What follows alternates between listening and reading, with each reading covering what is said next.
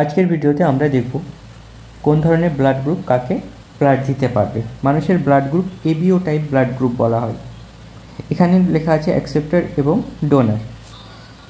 এ group blood দিতে পারবে এ কে এবং এবি কে। এরপরে বি ব্লাড গ্রুপ দিতে পারবে ব্লাড বি কে এবং এবি কে। এরপরে চলে আসি ও ব্লাড গ্রুপ দিতে পারবে ও কে, এ কে, বি গ্রুপকে এবং এবি ব্লাড গ্রুপকে। শেষে চলে আসি এবি ব্লাড গ্রুপ দিতে পারবে কেবলমাত্র এবি ব্লাডকে।